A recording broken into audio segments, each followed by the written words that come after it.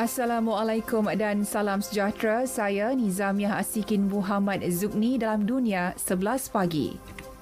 Presiden Amerika Syarikat Joe Biden memberi jaminan tiada rakyat negara itu yang akan tertinggal di Afghanistan. Jaminan itu diberi selepas Biden dikritik hebat berhubung caranya bertindak mengeluarkan penduduk Amerika di Afghanistan. Biden turut memberi amaran usaha panik membawa keluar rakyatnya, warga asing lain serta sekutu Afghanistan dari Kabul yang ditawan Taliban adalah berbahaya. White House sebelum ini mendedahkan kira-kira 13,000 orang keluar dari Afghanistan menggunakan pesawat tentera Amerika dalam tempoh kurang seminggu. Susulan itu, 3 helikopter tentera jenis Chinook dikerahkan untuk membawa keluar 169 warga Amerika Syarikat di Afghanistan. Tindakan tersebut diambil selepas mereka gagal meninggalkan Afghanistan menerusi lapangan terbang Kabul.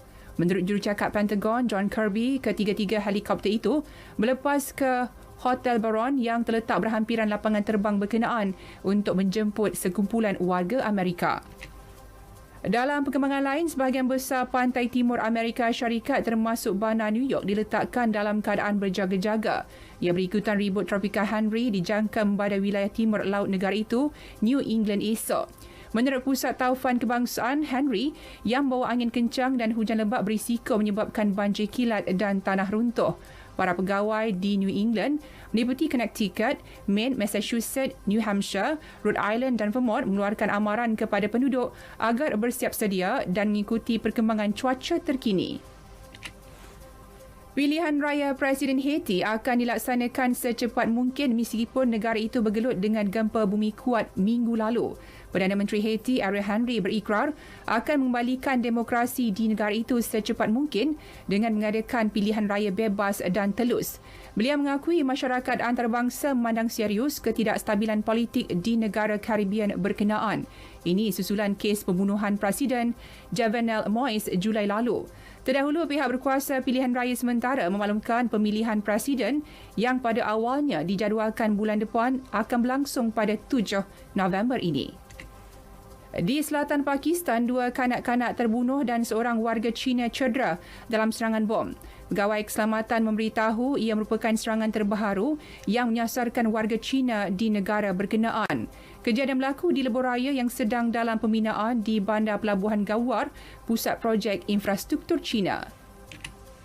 Sukan bola sepak Ligue 1 Perancis, Paris Saint-Germain menewaskan Brest 4-2 sekaligus menjadikannya kemenangan ketiga buat PSG musim ini. 4 gol masing-masing dijaringkan Ander Herrera, Kylian Mbappe, Idris Gana Gueye dan Angel Di Maria. Bagaimanapun pemain terbaik dunia Lionel Messi tidak diturunkan kerana masih dalam proses meningkatkan kecergasan. Beralih ke kejohanan tenis Cincinnati Master, pemain pilihan utama Dani Medvedev melangkah ke pusingan separuh akhir. Bintang Rusia itu marah selepas menewaskan Pablo Carreño Busta 6-1, 6-1. Sementara dalam aksi perseorangan wanita, pilihan utama Ashley Barty turut melangkah ke pusingan separuh akhir. Pemain Rusia 25 tahun itu menewaskan Barbora Krejcikova 6-2, 6-4.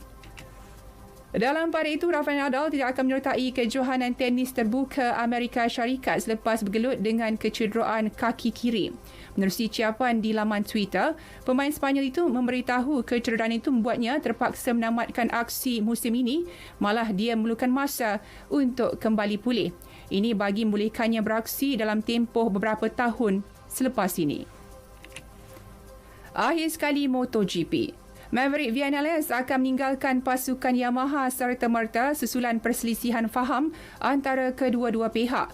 Perkembangan itu dimaklumkan Yamaha menerusi satu kenyataan. Untuk rekod selepas Grand Prix GP Belanda Jun lalu, Vinales dilaporkan telah menandatangani kontrak dengan Aprilia musim depan. Malah pelumba itu akan menamatkan kontraknya lebih pendek serta meninggalkan Yamaha hujung musim ini. Sekian berita yang disunting oleh Muhammad Khairi Khalid dari Pusat Berita RTM. Assalamualaikum dan salam sejahtera.